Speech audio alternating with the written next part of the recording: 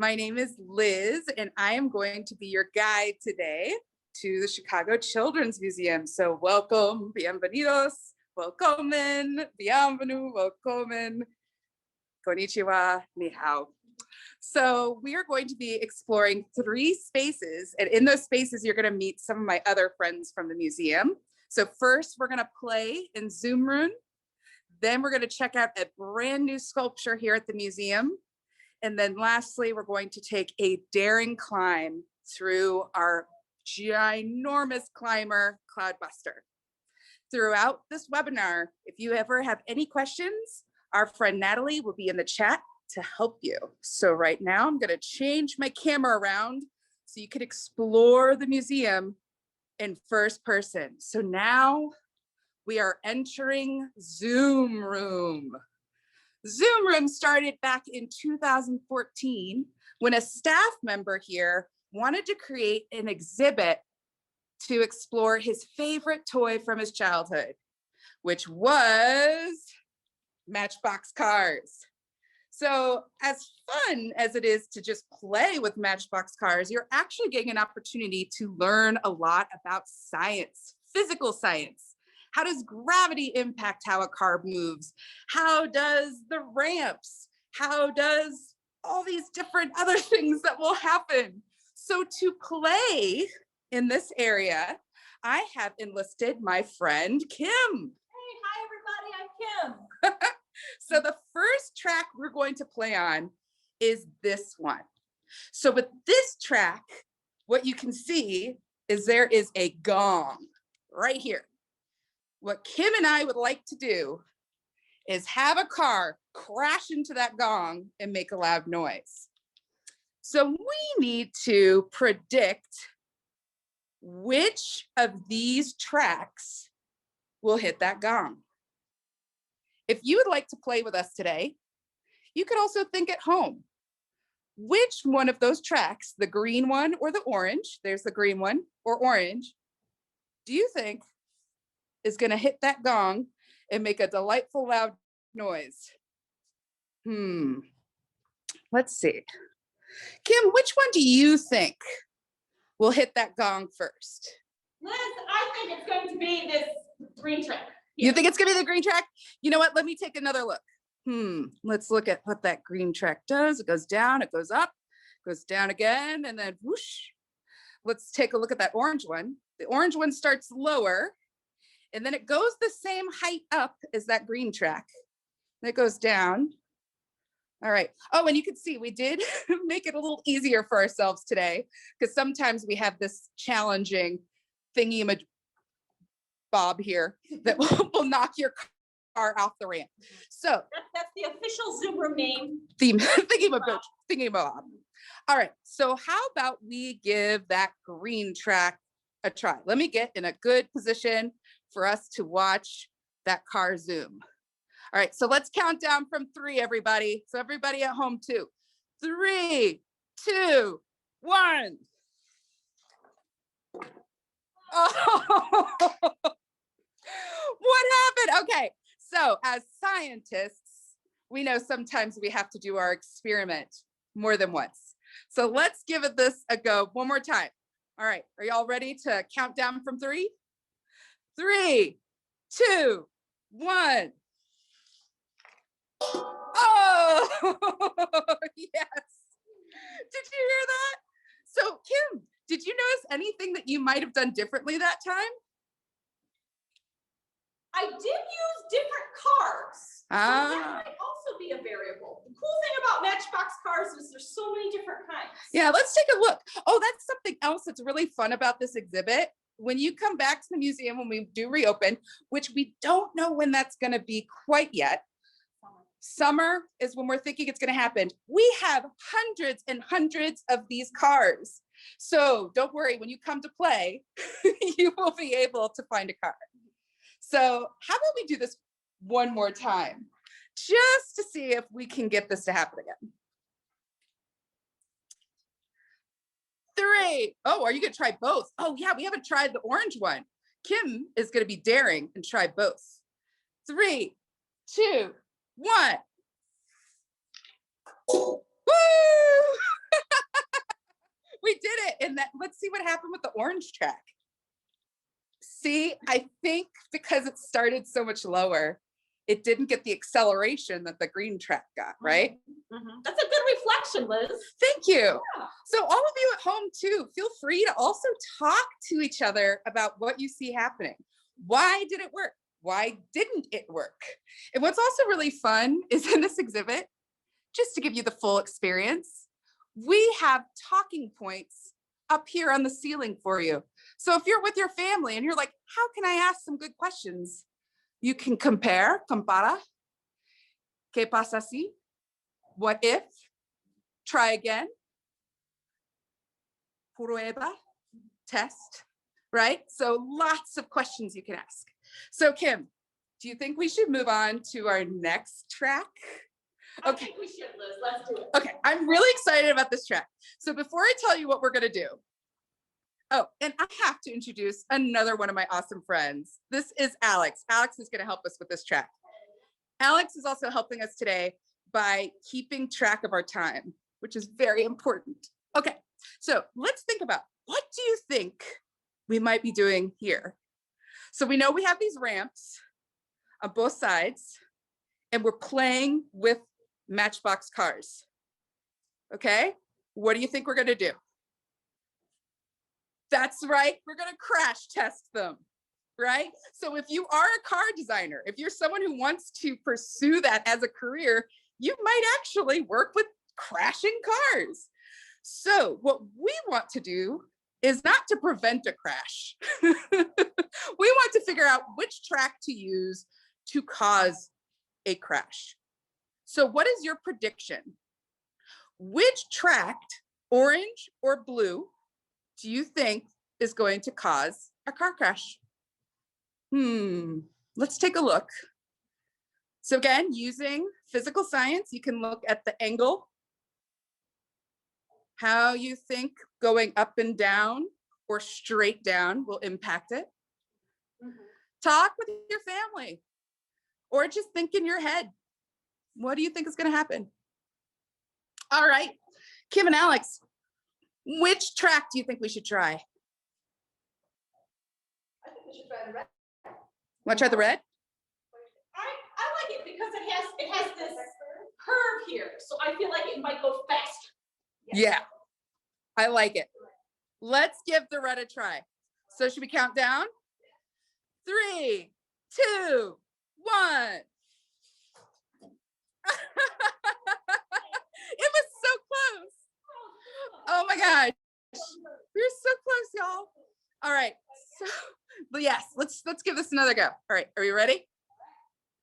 3, 2, 1. Oh. See, this is funny. As the cars move, they get to different places. So where did they land on the floor after you let them go? Pretty far, right here. So right there. Yeah, and I think this is your car, Alex, over here. Oh wow. Where's you got mine? So do we want to try the red again, or do we want to now try the blue? I think we should try the blue. Let's do it. Okay, are we ready? We're ready. 3, 2, 1. So this time they didn't go quite as far. Like they ended back in our collector. Oh wow, this car didn't even make it off the track. Yeah, mine didn't even get off the track. All right. So again, this is a fun part of this exhibit is the practice, right? Trying again and again. This creates resilience in all of us, right? And also if you want to pursue science, I have some scientist friends who are often very frustrated if their experiments don't go exactly as planned. So let's see. I think we should try 1 or 2 more times. What do you think, Kim? Can we change it and have 2 cars on this track and 2 cars on that track? Let's do it. Oh. What if we do that? What if we change the variables? We change the situation by having 2 cars on each one. All right, let's give it a go. All right. 3, 2, 1.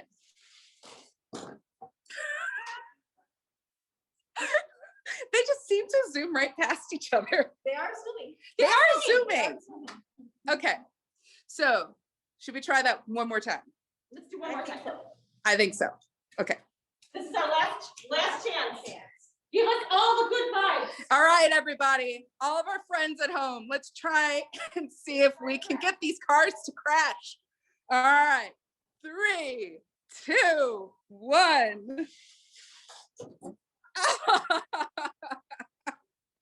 Oh, Kim. But we can keep trying. We could keep trying. When the museum opens, come on and show us how it's done. Yes, exactly. We could use your help. So that was a nice end to this crash testing area. So we do have 2 crash test areas. So if you do visit the museum and this area is being used, we also have this area over here. And now I'm going to introduce you to one of my favorite parts of this exhibit. And this is really where I can imagine the designer thinking about all of the things they wish they could do to play with Matchbox cars. Look at all these tracks. Wow. So we're not going to show you all of these tracks because frankly, I think it's going to be more fun for you to come and discover how these tracks work yourselves. But I still like to give you a little glimpse. So the last thing we're going to do in Zoom Room, and then I'm going to show you our brand new sculpture, is this race right here. So you can see we have these different colored tracks and then these flags. So you can see which car wins the race by which flag moves first. So let's take a look at all these different colored tracks. I want you to predict which one you think might win the race. So again, I'll give you a view from the side as well. Do you think the blue one, the red, or the yellow, or purple? So you want to think about the physical attributes. How does it look? Is it flat? Does it go up and down? Is it smooth? Well, this one, we don't have any textures on the tracks. We used to have that. It's coming back. It's coming back? Okay. So, whoop. All right, let me get to a place where we can see. So do you have in your head, everybody at home, which one you want to say is going to go down the track first? All right, let's count down from 3. 3, 2, 1. Did you see who got first? I'm pretty sure that was purple. Woohoo! And then I think I saw blue shortly behind. All right. And if you look closely up here, I want to show something pretty nifty. A way that we can make this test accurate is this opening here. Kim doesn't have to hold all the cars. What she does is she puts it in front of that, and then can you point to the lever? Yeah, it's right here. So there's a lever that she pulls. So you could come with a bunch of friends and decide which car you think is going to go through first. So because we're scientists and we test things, let's give it another try. Okay. So on the countdown of 3, 3, 2, 1. Oh, that one I thought I kind of saw yellow go first. That was quite close. That was a very close one. Should we do best 2 out of 3? Yeah, let's do one more. One more. Glad we have all these cars up here. Hundreds of cars. Hundreds of cars in this exhibit. So many. All right, are we ready? All right, with the countdown of 3, 3, 2, 1. Oh, see, that seems like it was more similar to the first one. I think it was purple or yellow. Yeah, purple or yellow. Woo-wee. That was quite a lot of fun in here, don't you think? Well, thank you so much, Kim and Alex, for helping in Zoom Room. So again, when we do reopen, Zoom Room will be here for you to play in. And now I am going to show you a brand new interactive sculpture that during the pandemic moved to our museum. So here we're passing the first floor of the schooner, and do you see that there? That is our new sculpture that when you come into the museum, if you go up the stairs, you're greeted with it. And I am actually going to let my friend tell you about the sculpture. So Peter, could you introduce ourselves to our friends here? Yes, hi friends, I'm Peter. I'm the Vice President of Exhibits here at Chicago Children's Museum. And I have the good fortune of working with artists, designers, educators, community members, builders, tinkerers to create interactive exhibits here at the museum. And here we have an interactive hands-on exhibit consisting of a kinetic sculpture, a sculpture that moves. And it was built and created by Andrew Smith from Utah. Wow. In this exhibit, children, guests get to learn and play and explore physical science through these hands-on interactives. So why don't we take a look at some of these? Yeah, I was hoping that maybe you could show us 3 different kinds of simple machines. I'm sure I can. I know I can, and I maybe even more than that. Yes. Why don't we start with this? This is a wedge. Simple machines are devices that can do work and they have little or no moving parts, and they make work easier. So this is a wedge. So a wedge works by pushing, force that goes this way, and it separates and moves things this way. Let's take a look at one in the sculpture. Very cool. In the sculpture, you can see a wedge placed right here on this track, and our guests can interact by turning this hand crank and bringing the wedge forward. And while it does that, that front flat edge of the wedge is lifting the chain. Ooh. Do you all see how that wedge is moving through as Peter turns the wheel? That's a really big chain. It's kind of like a chain on your bicycle. Yeah. But much, much larger. Yeah, definitely looks heavier than a bike chain would be. Oh, and you can turn it both ways. And it looks like, Peter, too, there's something happening below the chain when you do that. Right. So this has a wedge in it, but it also has, there's many simple machines throughout this sculpture, and some of them working together. Here you have what's known as a screw. It's a screw, or an auger screw specifically. And some screws, such as this one, has ridges that are on the outside. And this one, the auger screw, has the ridge that goes into the shaft. So that's something that's a little different. Very cool. So you have a combination of the screw and the wedge working together, along with a wheel to lift that chain.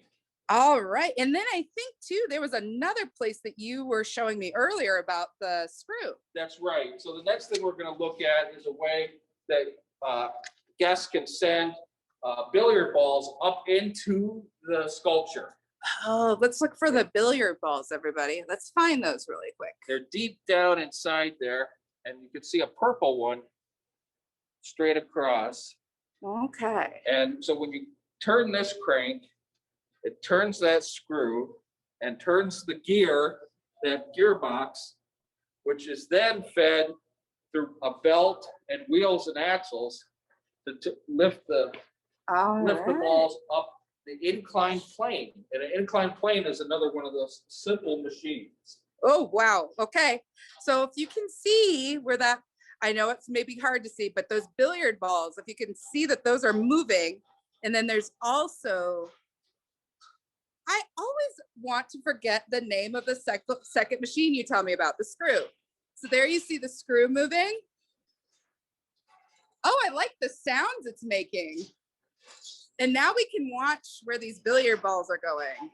Right, you can see force and motion happening. You can see inclined planes. An inclined plane is like a ramp that helps you bring things up and brings things down.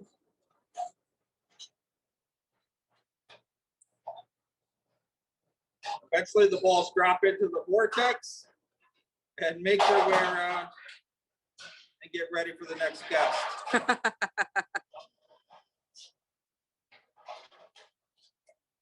Oh, wow.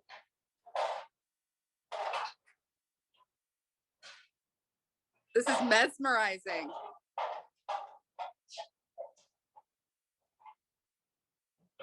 There are lots of things to look at and listen to and interact with in this kinetic sculpture. How about if we look at another one? So you have wheel and axle, but when you combine a wheel and axle with a rope, it becomes a pulley. And a pulley helps you lift something up heavy by using gravity by pulling down on the rope.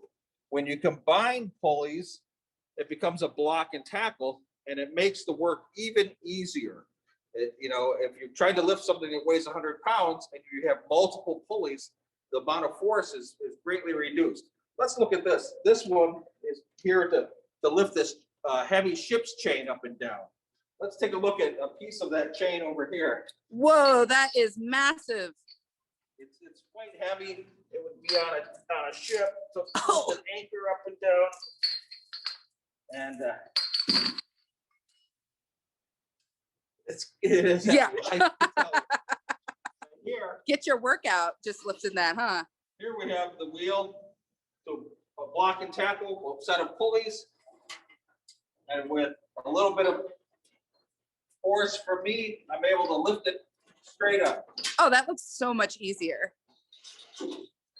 That's really incredible that super heavy chain that you just lifted, now with the aid of a simple machine, the pulleys, you can lift it so much more easily. Look at that. And look how fast you're able to go too. So we've now learned about 3 simple machines, and there's more in this sculpture too, right? Than just the 3? Yeah, well, we talked about a wheel and axle in the pulleys. Here you can see a very large wheel and axle. Yes. So the wheel here that came from irrigation system out in the western states, United States, wheels lessen the amount of friction in order to move something. So this wheel's moving around. It's tied to that piece of a tricycle up there. And on this large wheel is what's known as a cam that takes circular motion and turns it into vertical motion. It's about to bump up on the wheel. Yeah, if you all look really closely, the wheel isn't perfectly smooth. See at the top, as it's coming towards us, there's that's the cam that Peter was talking about that bumps up that tricycle that, from what I understand, then moves that large billiard ball. Right, Looks so like. and that's our next simple machine after that is the lever. A lever is a length of rod or whatever, different material. Here it's this little bicycle and this piece of sculpture, and there's a fulcrum so that you have a heavier weight on the left side, longer on the right, and the bump pushes it up on the fulcrum, and you have leverage. Whew. And we're watching that ball go back and forth. So you earlier today were also telling me about your favorite part of the sculpture. Could you share your favorite part with me? Sure, there's a lot of things I like about this. We really enjoyed working with Andrew to bring this here to our guests in Chicago. But, you know, and he has quite a collection of odd materials and pieces to use in his work. This piece I really like. It came from an old elevator. It's a big gearbox that was part of the elevator. So you can imagine the amount of work that machine could do with that large screw, the gears and sprockets that are all attached to that. And so it's quite fun to watch. Another thing that I really like about this sculpture is that Well, sculpture is art that you look at 3 dimensions. Yes. Right? You have your height, width, and depth.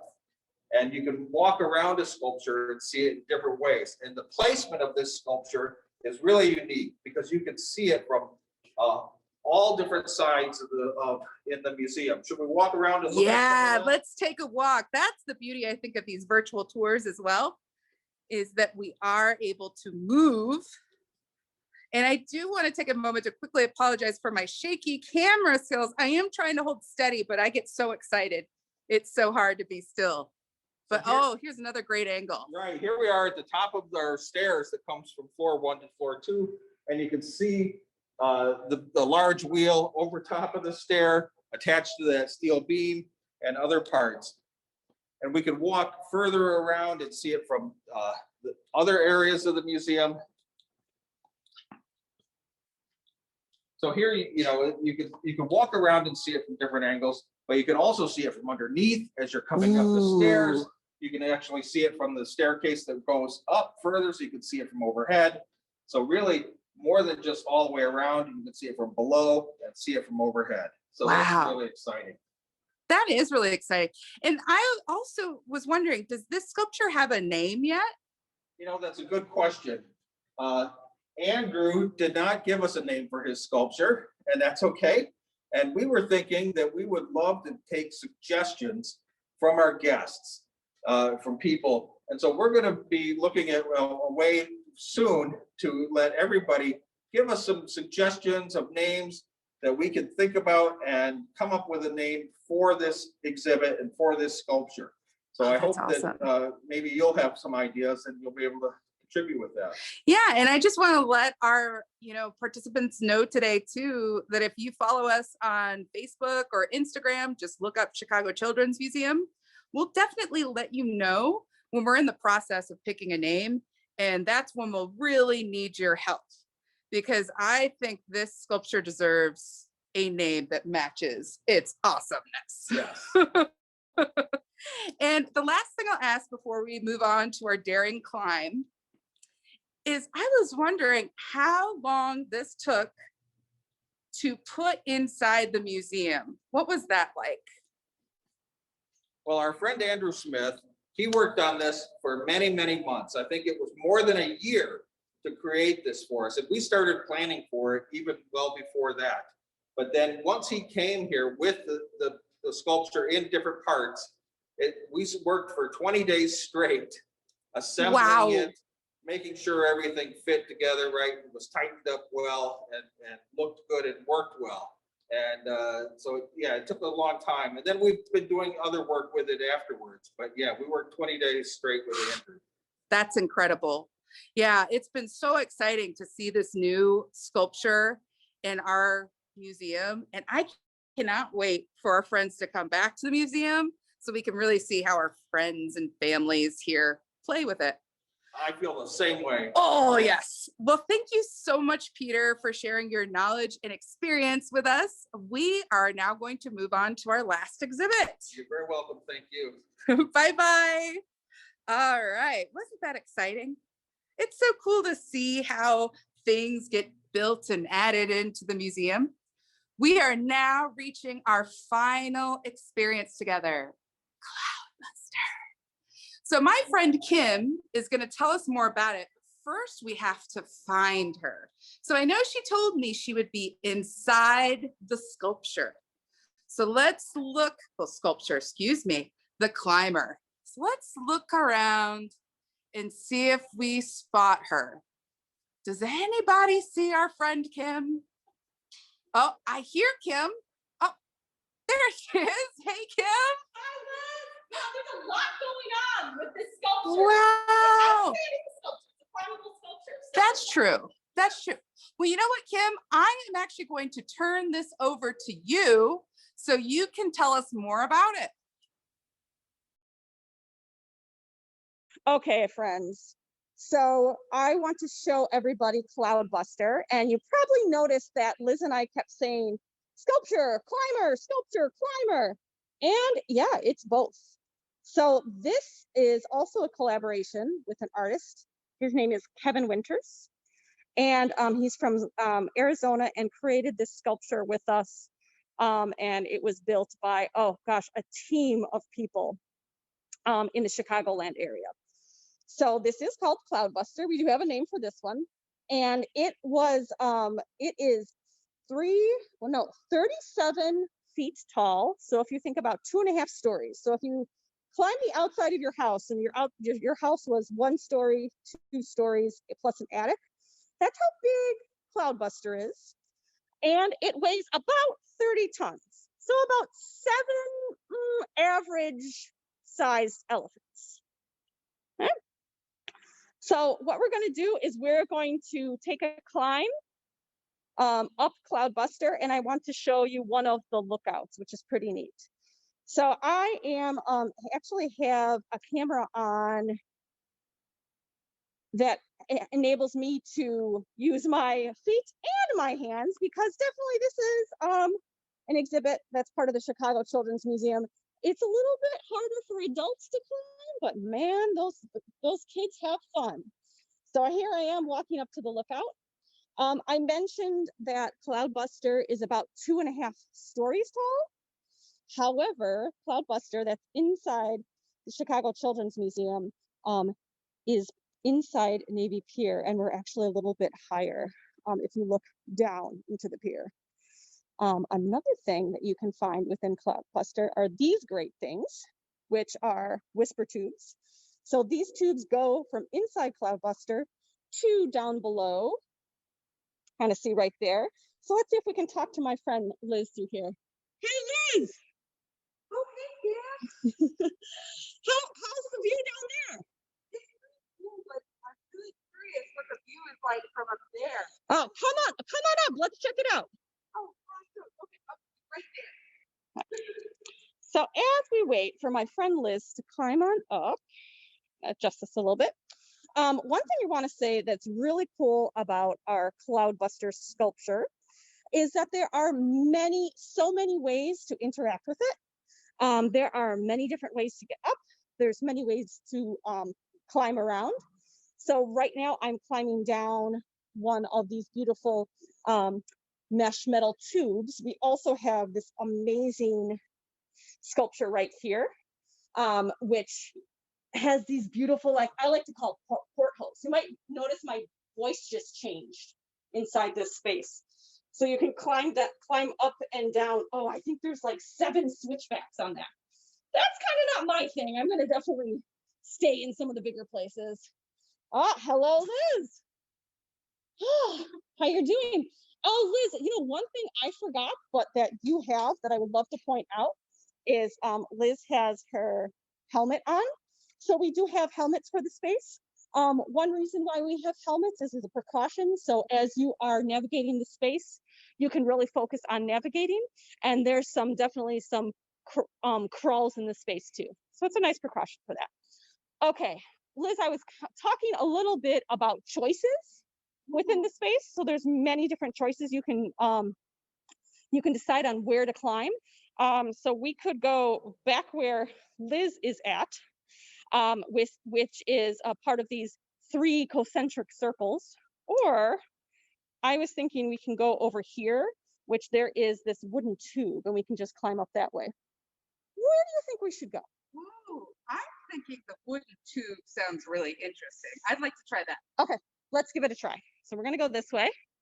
I mentioned these concentric circles, and the artist we worked with, Kevin. So Kevin actually took inspiration from Fermilab, which is in Chicagoland area and is a particle accelerator. So you can tell your family and friends when you come visit us that you got to climb in a sculpture inspired by a particle accelerator, which is pretty neat. Particle accelerator. Okay, I'm gonna climb on up. I need to use 2 hands, 2 feet. That's what we're talking about. It's nice to have a helmet on.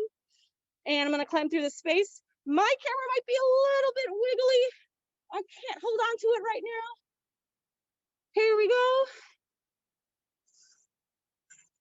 And here we are in this, beautiful blue space too. So you can probably see that on my camera. come back up over here. There you go.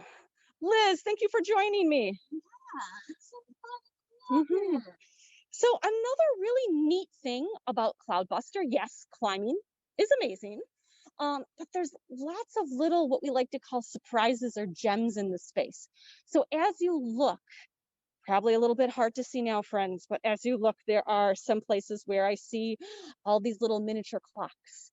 I see some ducks over there. I see another orange whisper tube so I can talk to some people down below. So as you climb through the space, really take a moment and look and pause. I definitely am appreciating, Liz, that we're taking a pause right now Yeah. in the space. Whew. So I talked about lookouts. There's definitely a lookout over here. This is one of our lower lookouts. And then I'm super excited about right here. If you look up, Oh, wow. there is this big tube that actually overhangs Navy Pier. So Liz, what do you think? Would you like to come up here with me, or what do you think? What are you gonna do? Thank you, Kim, for asking me, because the route that you're about to take tends to be a little bit more scary. And, I think today I might opt for the less high up one. So I think I'm going to take the other. Okay, so Liz is going to go another route. I am going to try this route, and that's what we're talking about with choices. So Liz has her choice, I have my choice. That's totally fine. Before I climb up there, I just really want you to show off this lookout. So again, you can see what in Navy Pier is called the family pavilion. So there's a lot of cool stuff for the family in the pier in this area.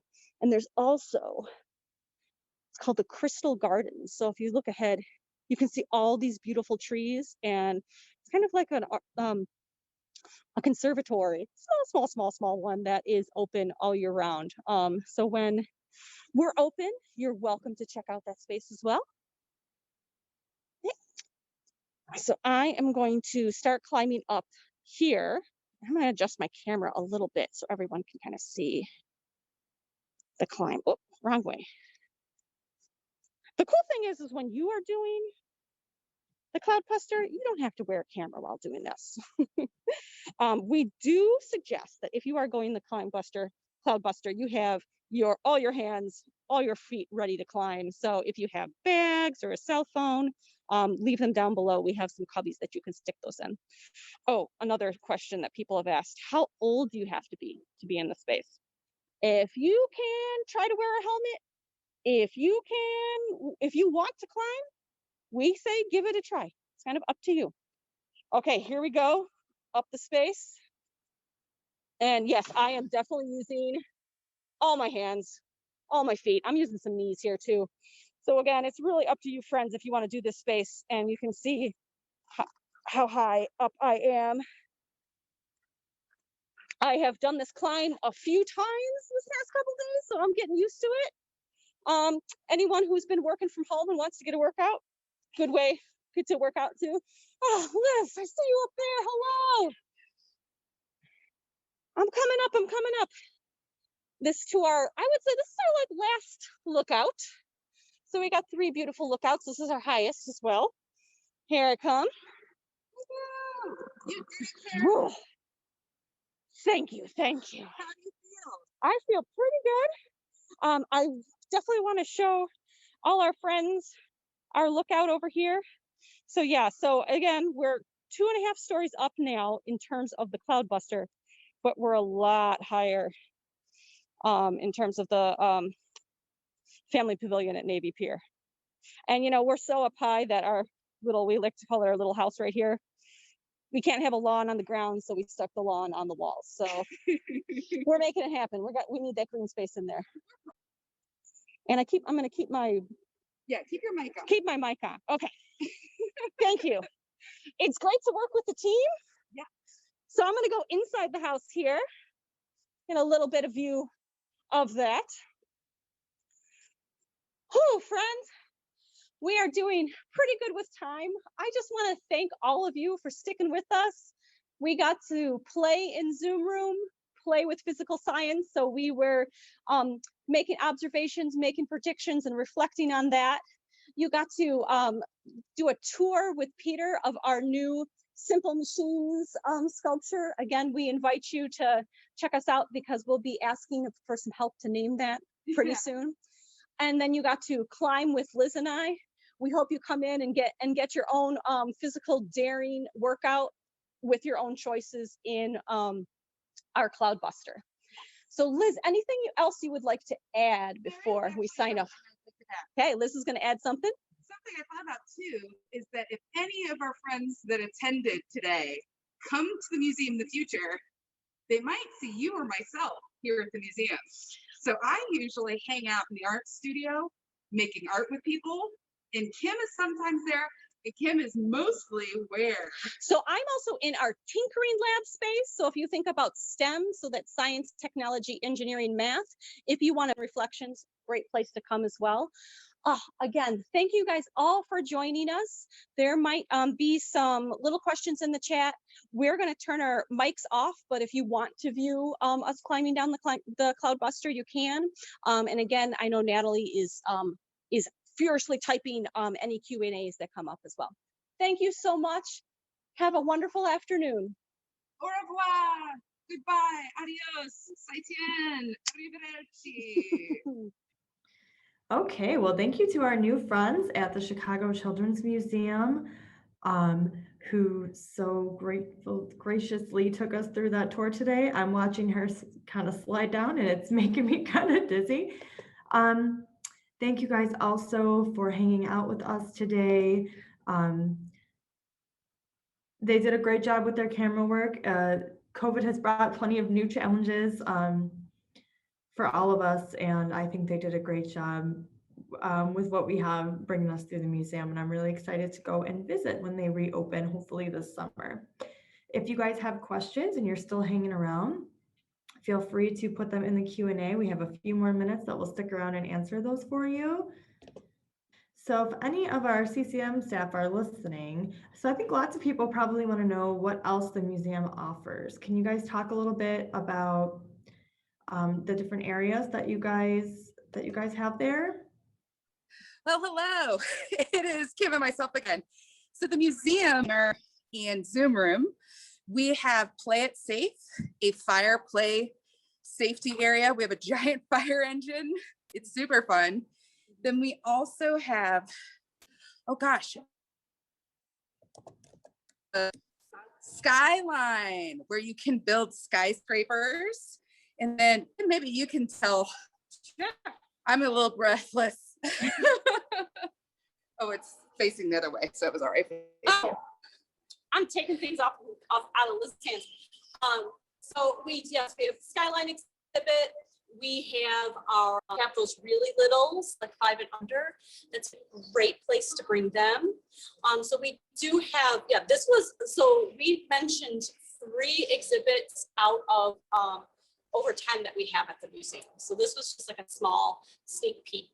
And we have a whole other floor. So we were only on 1 floor today and not even the whole floor. So you only saw about half of the first floor of the museum, and the second floor is even bigger.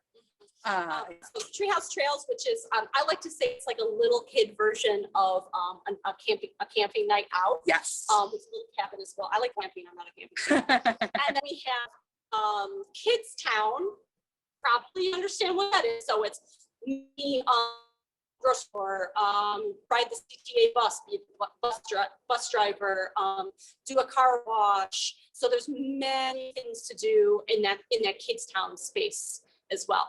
Yeah. Beautiful question. Thank you for great question. I asked that question.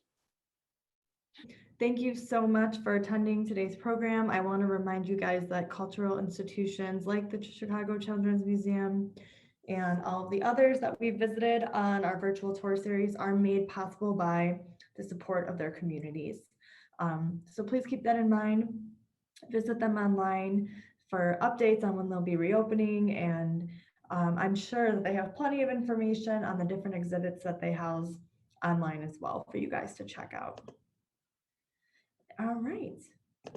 Well, thank you guys all for attending. Thank you again to the staff at Chicago Children's Museum. I think everybody had a lot of fun, as did I, and I hope to see you all again soon. Everybody have a good day.